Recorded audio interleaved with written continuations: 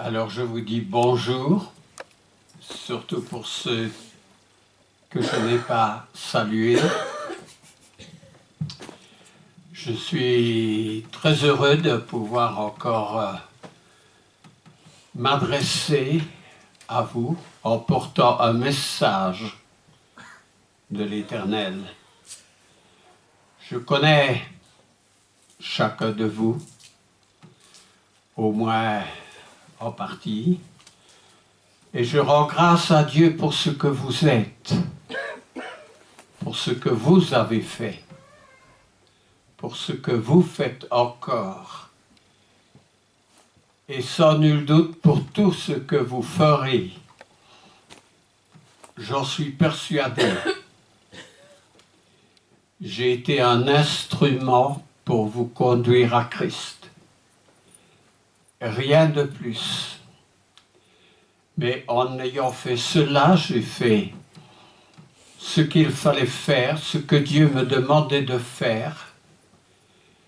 Et en faisant cela, j'ai, excusez-moi l'expression, sauvé vos âmes. En fait, ce n'est pas moi qui vous êtes sauvés, c'est le Christ Rédempteur à la croix. Mais cela vous a donné le moyen, avec vos efforts, votre compréhension, votre bonne volonté, d'acquérir ce qui est appelé le salut éternel. Parce que Dieu a mis en nous un esprit, son esprit. Et cet esprit, un jour nous allons le rendre à Dieu. Comme Jésus a dit sur la croix, Père, je remets mon esprit entre tes mains.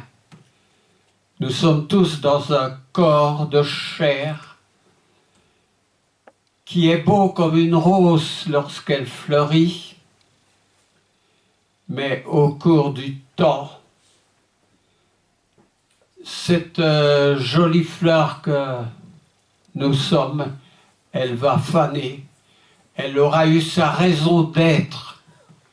C'est ce que l'apôtre Paul appelle notre être extérieur. Alors, si notre être extérieur vieillit, notre être intérieur, comme dit encore l'Écriture, se renouvelle de jour en jour. Alors une première chose, nous sommes dans un monde où chaque être a une personnalité qui lui est propre, une habitation propre, un pays qui lui est propre, un continent qui lui est propre. Mais finalement, nous sommes un grand village sur cette terre. Et dans ce village, il y a de la diversité. Et sur une échelle de 1 à 100, nous allons déterminer comme suit cette différence, parce que il y a des différences selon les endroits où nous avons pris vie, selon les couleurs, les diversités, les nationalités de cet endroit. Ainsi, en réduisant la population de 1 à 100, la proportion des peuples existants sur la terre se résume à ceci. 57 asiatiques, et je parle d'une échelle de 1 à 100, 21 européens, 14 américains du sud de l'Amérique au Grand Nord et 8 Africains. Nous penserions que l'Afrique est peut-être le continent le plus peuplé, mais ce n'est pas le cas. Alors toujours sur une échelle de 1 à 100, il y a 52 femmes et 48 hommes. Il y a 30 blancs et 70 de non-blancs. Il y a 30 chrétiens et 70 non-chrétiens. Il y a 89 hétérosexuels et 11 homosexuels. Mais je continue. Il y a 6 personnes qui possèdent les 59% de la richesse mondiale.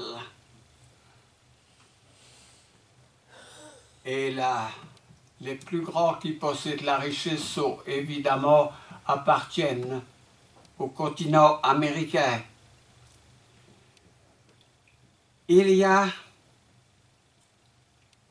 80% des personnes qui habiteraient des maisons peu confortables. Il y a 70% qui seraient analphabètes, donc qui ne pourraient pas ni lire ni écrire. Il y a 50% qui souffriraient de malnutrition, 1% serait en train de mourir et 1% posséderait, 1% seulement posséderait des diplômes universitaires. Si on considérait le monde de cette manière, le besoin d'accepter, de comprendre, devrait être évident. Ça ne s'inscrit pas toujours dans la manière dont nous voyons les choses de près, mais c'est une considération sur le monde entier. Alors, je continue très brièvement. Si vous n'avez jamais été dans le danger d'une bataille, dans l'étau de la faim,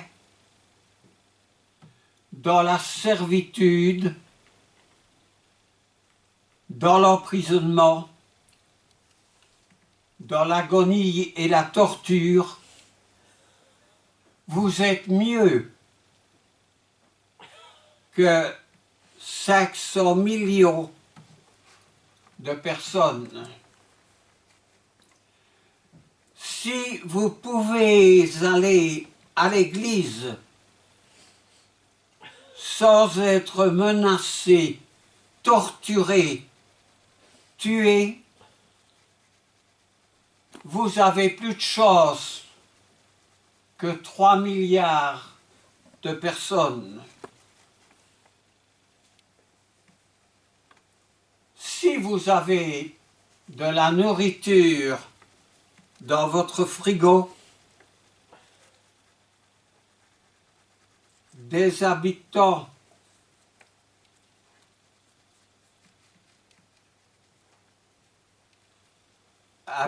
un toit que nous avons sur notre tête et un endroit pour dormir,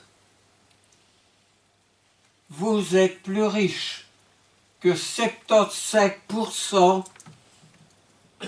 des habitants de la Terre. Si dans le même temps, vous avez de l'argent à la banque, dans votre portefeuille, et de la monnaie dans une petite boîte, vous faites partie des 8% privilégiés de ce monde, ce qui veut dire qu'il y a 92% pour qui ce n'est pas le cas. Alors, dernière constatation, si vos parents sont encore vivants et toujours mariés, vous êtes une personne réellement rare.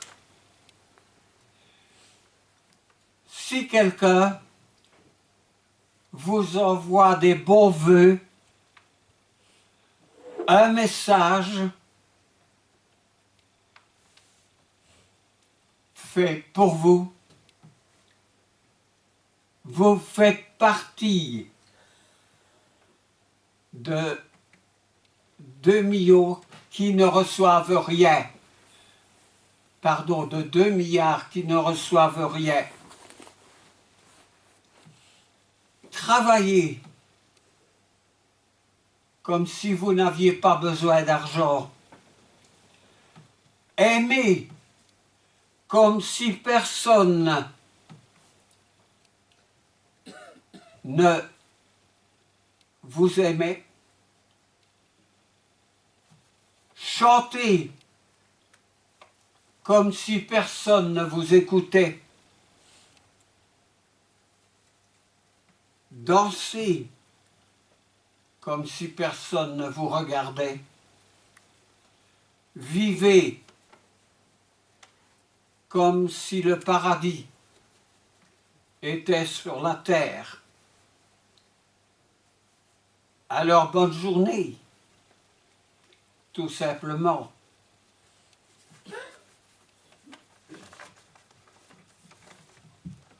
Nous sommes citoyens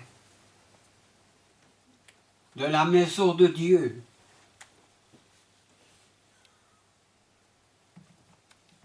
Recevant un royaume inébranlable, auquel cas les Écritures nous disent « Montrez votre reconnaissance à Dieu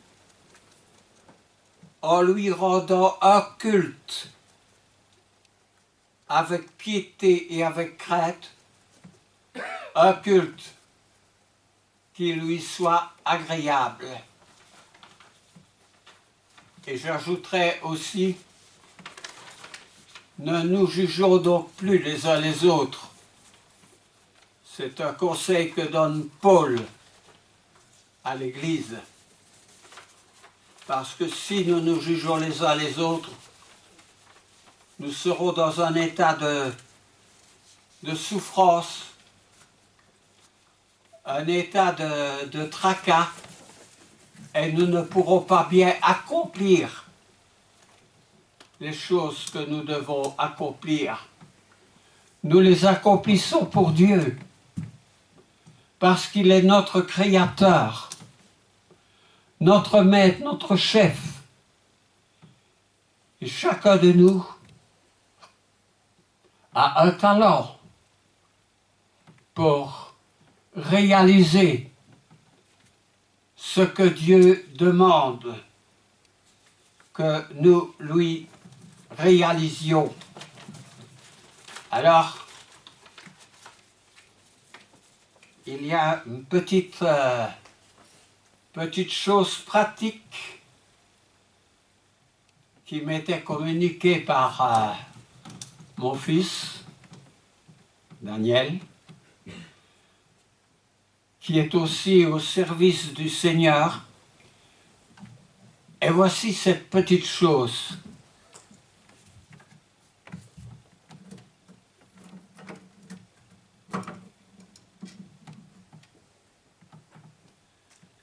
Regardez bien et vous allez vous demander, mais qu'est-ce que tu veux dire avec ces choses? Voici une grosse pince. Voici un marteau. Voici un tournevis. Je ne sais pas s'il y a d'autres choses. Je pourrais avoir une paire de ciseaux en main. Alors, auquel de ces outils vous vous identifiez aujourd'hui? Êtes-vous un marteau? Êtes-vous une pince? Un tournevis? Une paire de ciseaux? Ou un autre outil? Ça veut dire que si vous n'êtes pas un de ces outils, qu'est-ce que vous êtes? Nous sommes tous des outils au service de l'humanité et au service de Dieu. Ces outils représentent le travail. La Bible met l'accent sur le travail. Dans beaucoup d'endroits, et quelquefois le sujet dérange. La Bible met l'accent sur le travail quand nous avons blessé le Seigneur dans le jardin d'Éden en nous refusant d'obéir. Il nous chasse et il dit maintenant vous allez travailler à la sueur de votre front. Le travail se répète tout au long des Écritures. Et l'apôtre Paul dit aux Thessaloniciens que celui qui ne travaille pas ne mange pas, qu'il est un sujet de désordre. Le mot désordre figure bien en refusant de travailler. Mais il y en a sur cette terre qui ne veulent pas travailler. C'est leur choix. Mais puisque la Bible met l'accent, le serviteur de Dieu et tout prédicateur ne doivent pas omettre de le dire. Parce que le travail est recommandé dans le royaume des cieux, dans le royaume de Dieu sur la terre. Travailler non pour la nourriture qui périt, mais pour celle qui subsiste. Et en 1 Corinthiens 15, 58, Paul nous exhorte à travailler pour le royaume de Dieu. Heureusement, il y en a qui travaillent, parce que nous n'aurions pas les Écritures aujourd'hui. Si ceux qui sont destinés spirituellement au travail ne faisaient pas leur travail. Alors oui, dans notre société aujourd'hui, c'est un sujet qui dérange.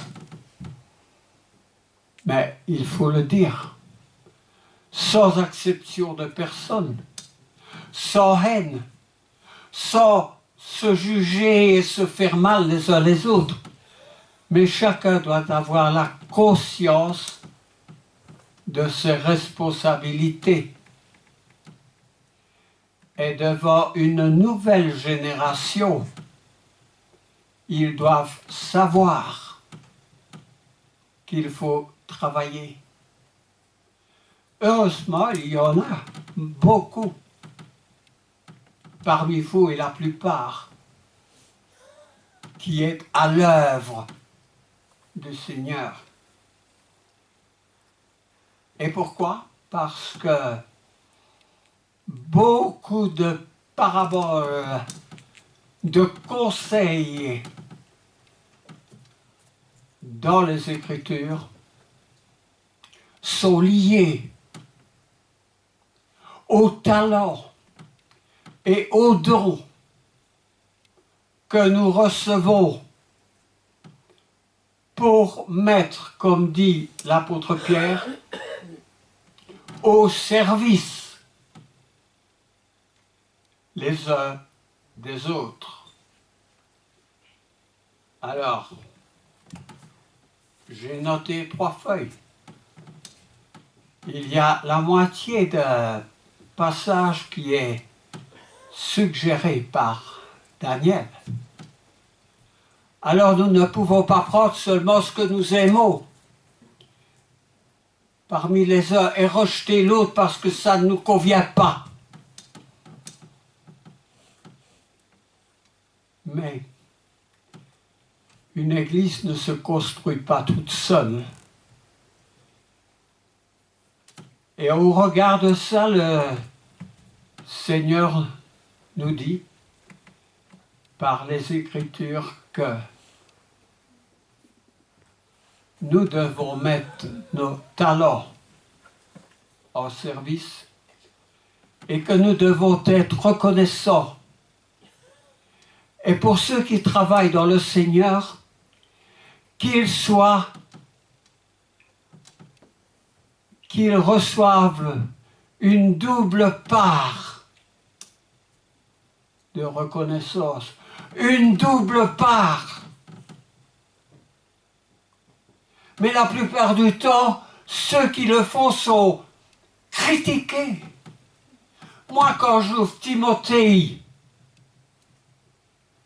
il n'y a jamais autant de gens cités qui critiquaient l'apôtre Paul et Timothée. Et Paul va jusqu'à citer des noms. Démas m'a abandonné pour le siècle présent. Hermogène, Philète, il cite plusieurs noms. Qu'est-ce que nous pouvons en déduire? C'est que ces noms-là sont ajoutés à la liste des gens de Corée dans l'Ancien Testament, pour lequel la terre s'est ouverte et les a engloutis. Parce que le Seigneur, qui a critiqué les envoyés de Dieu, Dieu ne va pas être à la porte du paradis en « Je vous remercie pour votre bonne parole ». Ces gens-là ont leur condamnation. Donc nous avons avantage. Nous avons le commandement de les aimer, de les encourager et de leur adresser notre connaissance. Oh, je ne dis pas ça pour que vous me donniez des éloges, j'ai simplement fait mon travail. Mais pour tout travail, quand l'électricien vient chez moi, le menuisier, ou n'importe quel autre corps de métier, je dis merci. Le début de leur année, je leur souhaite la meilleure prospérité, la meilleure santé possible pour qu'ils puissent continuer de travailler. Et aussi, je les encourage et j'apprécie ce qu'ils font. Parce que sur cette terre, nous avons tous besoin les uns des autres. Et nous devons bannir l'orgueil. Et aussi, nous devons prendre en considération les paroles de notre Seigneur. Que dit notre Seigneur? Il dit, celui qui n'assemble pas avec moi, il disperse. Alors nous devons ensemble, quel que soit notre sexe ou la couleur de notre peau, nous devons d'assembler avec le Seigneur. Alors oui, j'ai ici 3 feuilles, écrites et réalisées entre 10h, 10h30 et 3h30, parce que ce sont des heures où il fait bien clair. Et après cela, il faut que je dépose la plume. 3 feuilles de passage. Alors, qui va lire ces passages? Y a-t-il quelqu'un? Merci mon frère. Je sais que je peux compter sur toi comme chacun d'entre vous aujourd'hui qui êtes mes amis, parce que les amis du Seigneur sont mes amis. Alors, Pierre commence par dire, et là, j'ai écrit ce verset, en 1 Pierre 4 au verset 10. 1 Pierre 4, verset 10. Oui, et si tu l'as comme de bon dispensateur, tu peux le lire quand même si je l'ai écrit. Comme des bons dispensateurs des diverses grâces de Dieu, que chacun de vous mette au service des autres le don qu'il a reçu. Amen. Quel est le don que nous avons reçu? Mettons-nous ce don au service les uns des autres, mais une simple petite chose.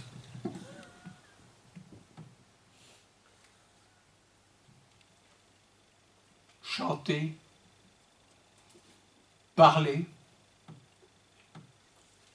votre simple présence est quelque chose, moi, qui m'encourage. Voir votre personne, même avant même que vous ouvriez votre bouche, vous représentez quelque chose pour moi et pour les autres. Alors, que chacun mette au service les uns des autres le talent qu'il a reçu, le don qu'il a reçu. Vous êtes un marteau, une paire de ciseaux pour la couture, une seringue pour être une Madame Piqûre, ou n'importe quel autre corps de métier que nous rencontrons et que nous avons besoin d'appeler. Alors, il y a une parabole en Matthieu 25 que je te laisse trouver. Une parabole qui couvre les versets 14 à 30, qui était intitulée la parabole des talents. Alors, merci de la lire pour nous. Matthieu 25, 14, 30. Au nom de Jésus. Il en sera comme d'un homme qui, partant pour un voyage, appela ses serviteurs et leur remit ses biens. Il a donné 5 talents à l'un, 2 à l'autre et 1 au troisième. À chacun selon sa capacité, et il partit. Aussitôt, celui qui avait reçu les 5 talents s'en alla, les fit valoir, et il gagna 5 autres talents. De même, celui qui avait reçu les 2 talents en gagna 2 autres. Celui qui n'en avait reçu qu'un, allant faire un creux dans la terre, et cacha l'argent de son maître. Longtemps après, le maître de ses serviteurs revint et leur fit rendre compte. Celui qui avait reçu les 5 talents s'approcha en apportant 5 autres talents et il dit « Seigneur, tu m'as remis 5 talents. Voici, j'en ai gagné 5 autres. » Son maître lui dit « C'est bien, bon et fidèle serviteur. Tu as été fidèle en peu de choses. Je te confierai beaucoup. Entre dans la joie de ton maître. » Celui qui avait reçu les 2 talents s'approcha aussi et il dit « Seigneur, tu m'as remis 2 talents. Voici, j'en ai gagné 2 autres. » Son maître lui dit « C'est bien, bon et fidèle serviteur. Tu as été fidèle en peu de choses, je te confierai beaucoup. Entre dans la joie de ton maître. » Celui qui n'avait reçu qu'un talent s'approcha ensuite et il dit « Seigneur, je savais que tu es un homme dur, qui moissonne où tu n'as pas sémé, et qui amasse où tu n'as pas vendu. J'ai eu peur et je suis allé cacher ton talent dans la terre. Voici, prends ce qui est à toi. » Son maître répondit « Serviteur, méchant et paresseux, tu savais que je moissonne où je n'ai pas sémé, et que j'amasse où je n'ai pas vanné. Il te fallait donc remettre mon argent au banquier, et à mon retour, j'aurais retiré ce qui est à moi avec un intérêt. Ôtez-lui donc le talent et donnez-le à celui qui a les 10 talents. Car on donnera à celui qui a, et il sera dans l'abondance, mais à celui qui n'a pas, on ôtera même ce qu'il a. Et le serviteur inutile, jetez-le dans les ténèbres du dehors, où il y aura des pleurs et des grincements de dents.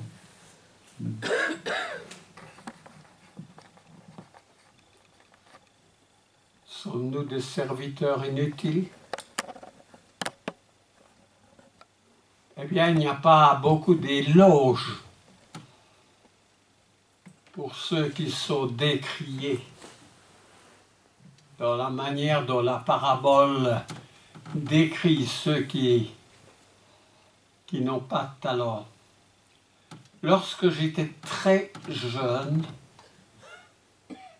l'évangéliste qui était ici me disait « Bon, si tu veux t'appliquer aux Écritures, c'est bien, mais sinon, travaille pour pouvoir soutenir l'œuvre du Seigneur. » Ah ça, je n'oublierai jamais qu'il m'a dit ça. Et nous devons travailler et aussi avoir cette petite boîte pour quand il est nécessaire de trouver de l'argent, que ce soit pour aider quelqu'un d'autre ou pas, nous puissions avoir de l'argent et ne pas tout dépenser. Dans la plupart des chaînes, dans la TV que nous ouvrons aujourd'hui, c'est « Vous avez gagné ». Vous avez gagné. Mais il est préférable que ce qu'on a gagné vienne de nos propres mains et de ne pas attendre. Parce que ce qui vient de ma main, je peux non seulement satisfaire à mes besoins, mais encore avoir le bonheur, je dis le bonheur,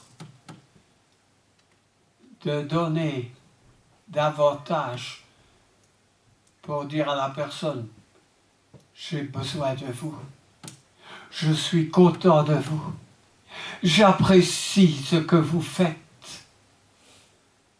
Vous rejoindrez notre Seigneur quand il a dit « Il y a plus de bonheur à donner qu'à recevoir. » Oh oui, on pourrait dépenser beaucoup dans les jeux de hasard, dans les plaisirs du monde, dans les spectacles. Autrefois, nous recevions des tickets d'entrée par notre travail. C'était bien.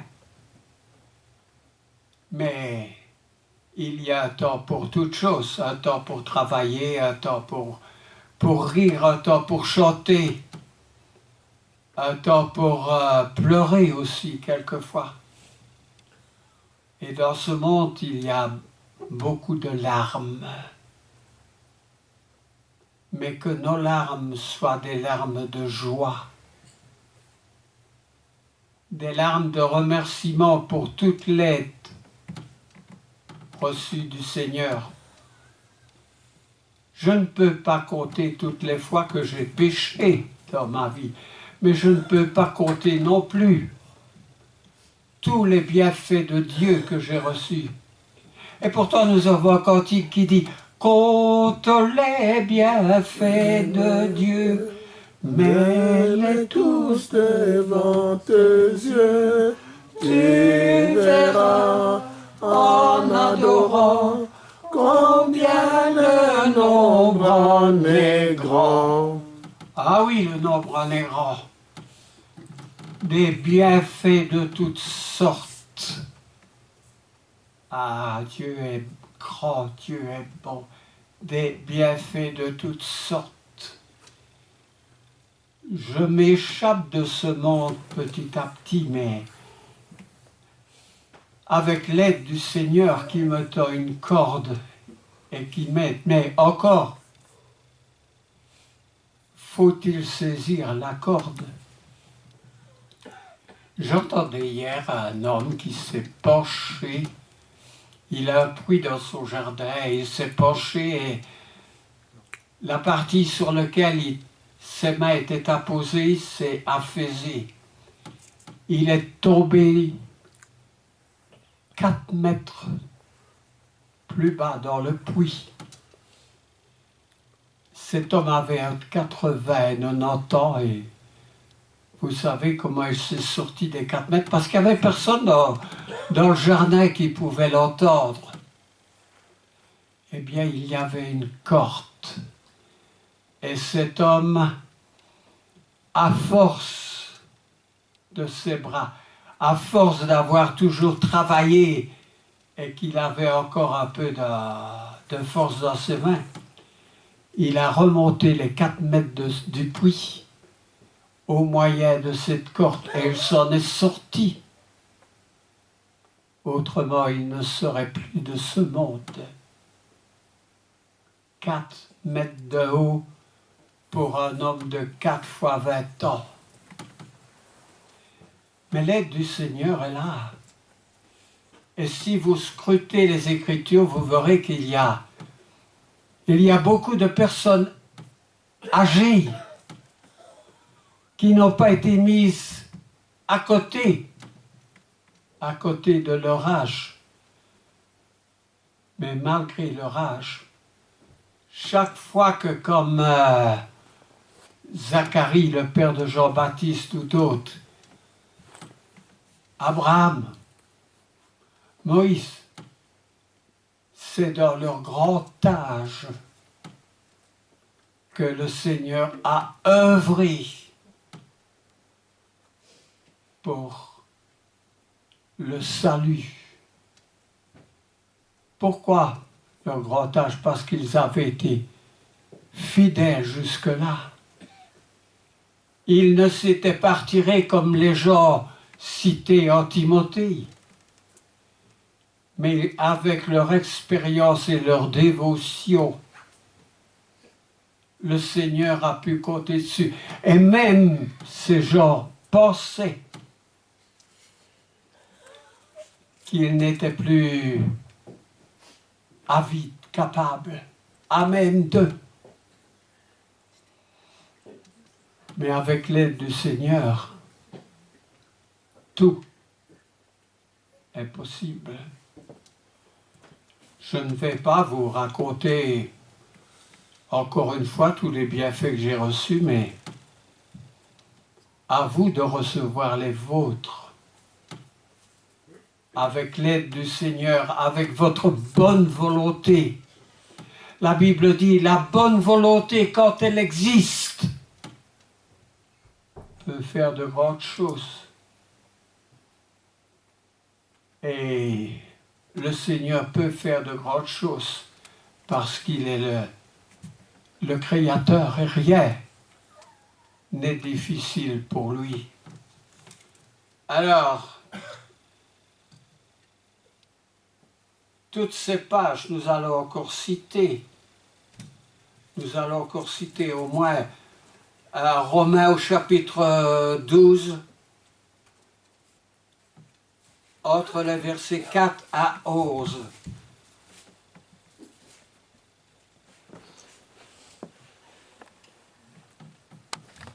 Que nous verrons en détail une prochaine fois. Romains 12, 4 à 11. à 11, au nom de Jésus. Car nous avons plusieurs membres dans un seul corps, et que tous les membres n'ont pas la même fonction. Ainsi, nous qui sommes plusieurs, nous formons un seul corps en Christ. Et nous sommes tous membres les uns les autres. Puisque nous avons des dons différents, selon la grâce qui nous a été accordée, que celui qui a le don de prophétie l'exerce selon l'analogie de la foi. Que celui qui est appelé au ministère s'attache à son ministère. Que celui qui enseigne s'attache à son enseignement. Et celui qui exhorte à l'exhortation. Que celui qui donne le fasse avec libéralité. Que celui qui préside le fasse avec zèle. Que celui qui pratique la miséricorde le fasse avec joie. Que la charité soit sans hypocrisie. Ayez le mal en horreur. Attachez-vous fortement au bien. Par amour fraternel, soyez pleins d'affection les uns pour les autres. Par honneur, usez de prévenance réciproque. Ayez du zèle et non de la paresse. Soyez fervents d'esprit.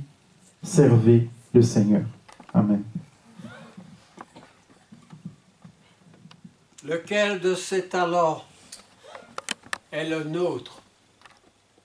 Soyez fervents d'esprit, mais avant toute chose, ayez de l'amour.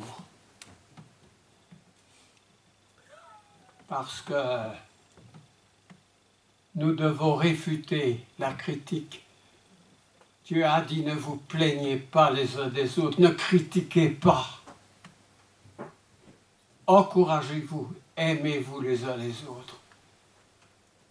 Et nous verrons le reste